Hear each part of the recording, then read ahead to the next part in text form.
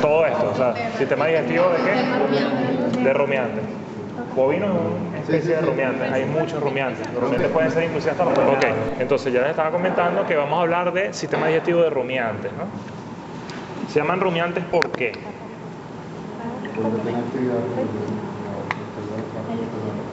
Ajá, hay una serie de procesos fisiológicos que conllevan a una acción que se llama rumia.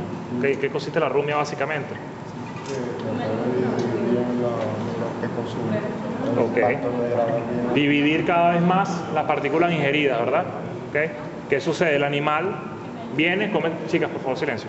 El animal viene, come su pasto o su alimento concentrado, ¿no? Lo come, lo digiere, es decir, primero lo come, o sea, lo atrapa con su boca, lo arranca de allí, lo mastica, lo deglute y ese bolo alimenticio baja a través del esófago, que ya hablamos de ese tubo, de esa porción del tubo digestivo la semana pasada, desemboca a nivel del cardias y cae en unos compartimientos que son distintos a los que ya vimos en el canino.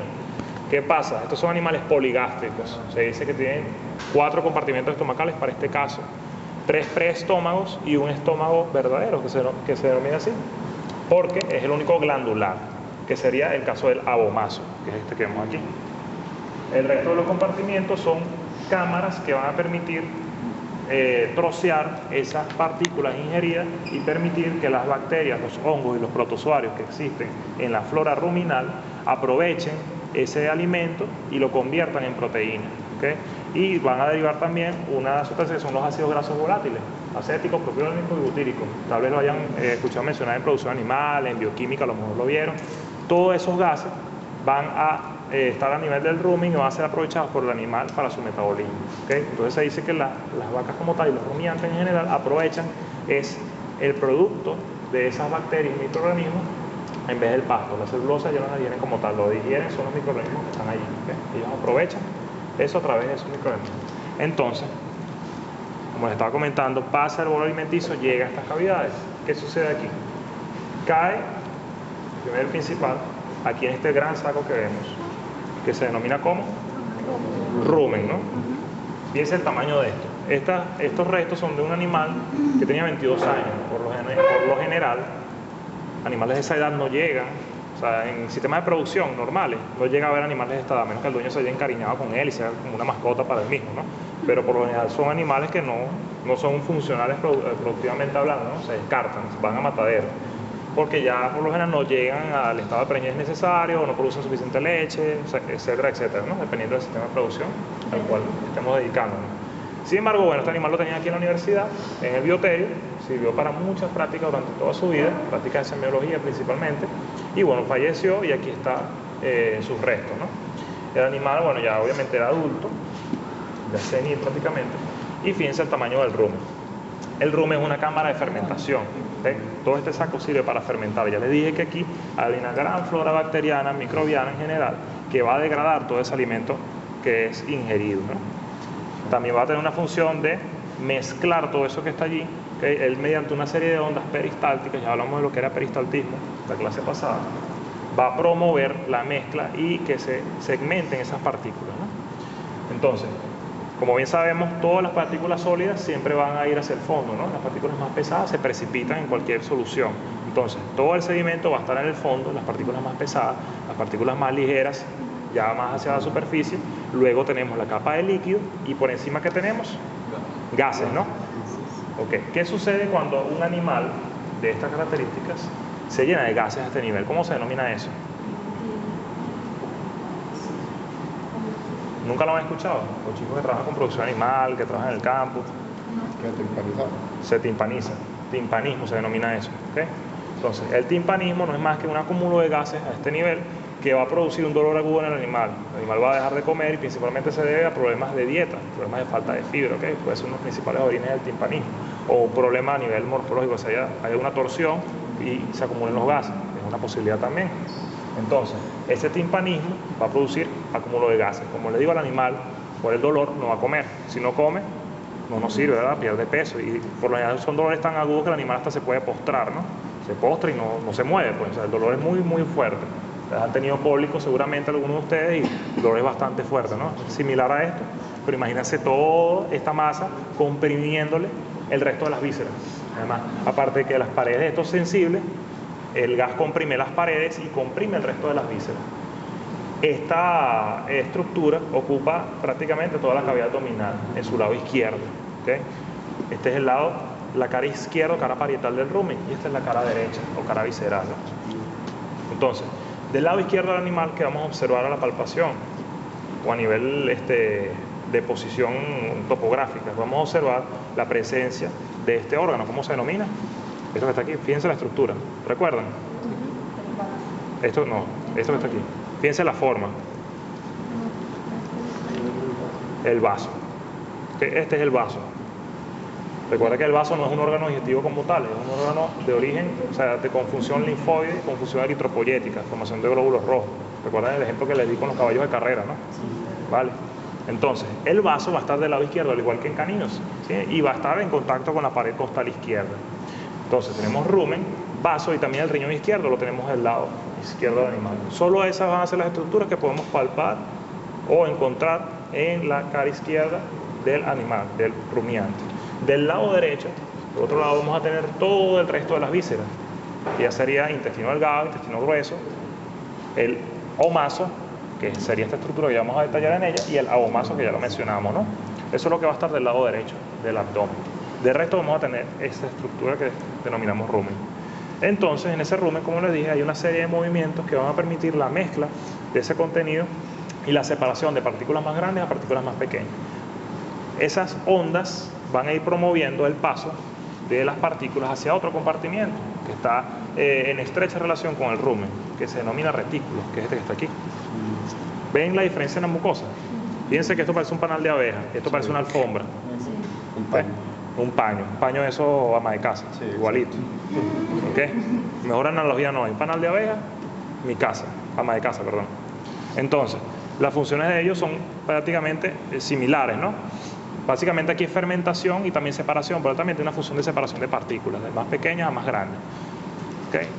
Y hay una particularidad con respecto al retículo. Él está en estrecha relación con una estructura que se denomina como, que es esta que está aquí, no es el vaso ya lo tienen aquí. ¿Cómo se denomina esto? Si la cabeza del animal lo tuviésemos hacia allá, ¿qué sería esto? Separando cavidad abdominal. Diafragma. Ok.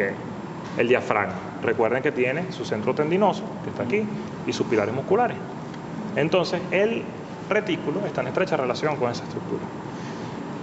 Se encuentra el retículo a nivel del sexto y octavo espacio intercostal. ¿Recuerdan dónde se ubica el corazón? Del lado izquierdo también, ¿verdad? ¿Y entre qué espacios intercostales? El corazón.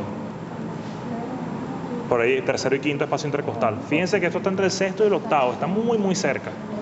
¿Qué pasa cuando partículas que el animal, su fisiología, no puede digerir, por ejemplo, un pedazo de alambre, un pedazo de clavo, es ingerida por parte del animal?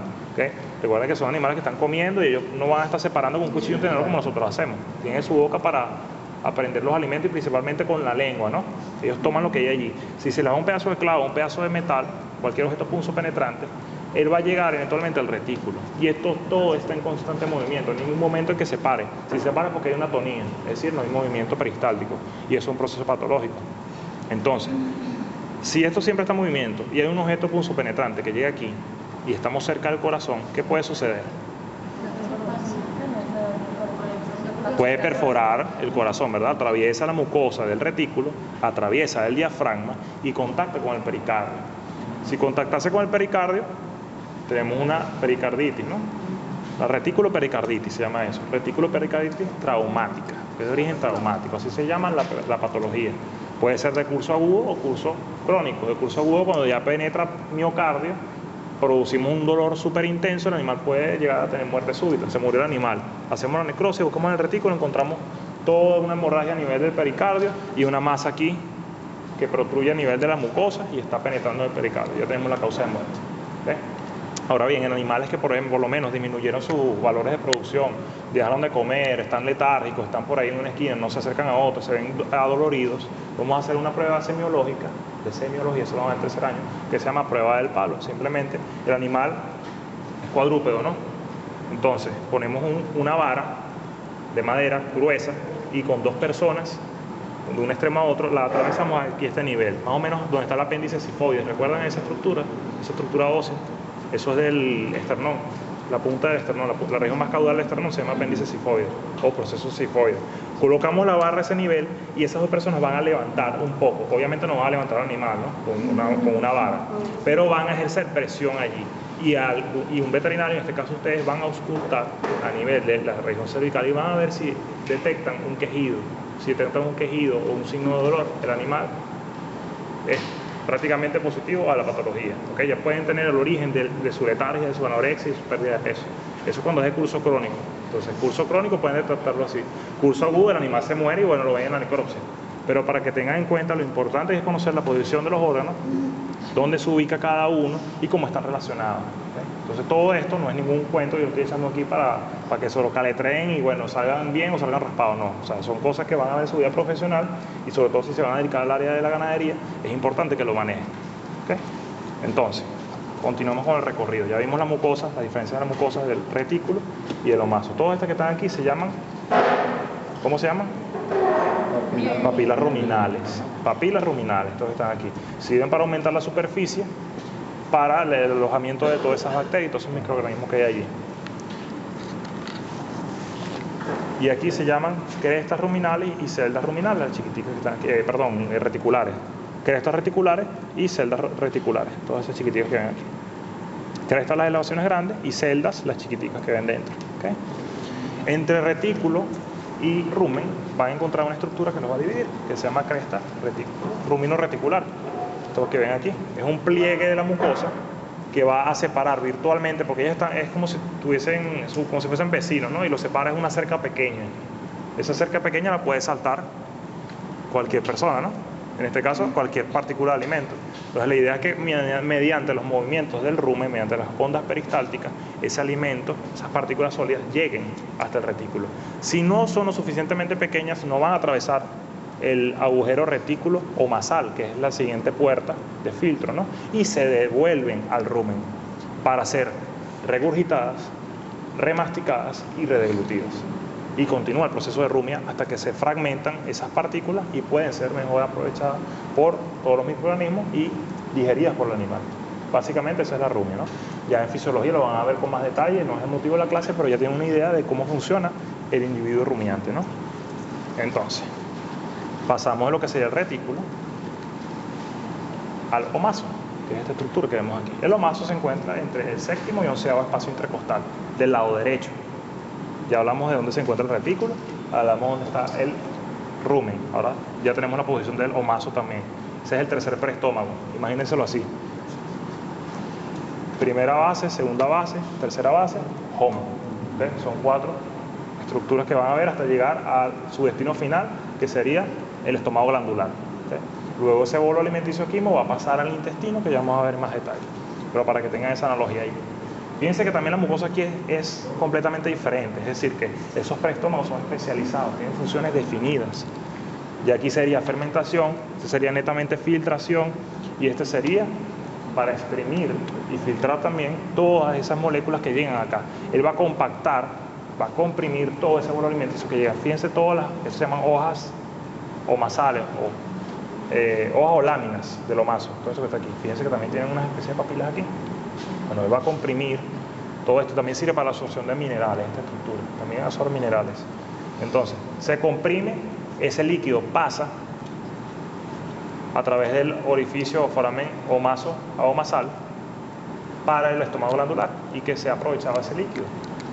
¿Okay? Ya aquí a este nivel, luego pasaría al omaso, para su posterior digestión. Fíjense la mucosa del abomaso, que se asemeja un poco a la que sería la mucosa del resto de los animales monogástricos. O sea, son pliegues para aumentar la superficie de secreción y absorción. Van a secretar igualmente ácido clorhídrico, pepsinas, pectinas, todas esas enzimas que van a permitir la fragmentación a nivel molecular de esa ingesta, ¿no? Luego ese continúa a través de lo que sería el duodeno, ¿no? Y el orificio, la válvula que regula el paso entre el duodeno, que sería el intestino delgado,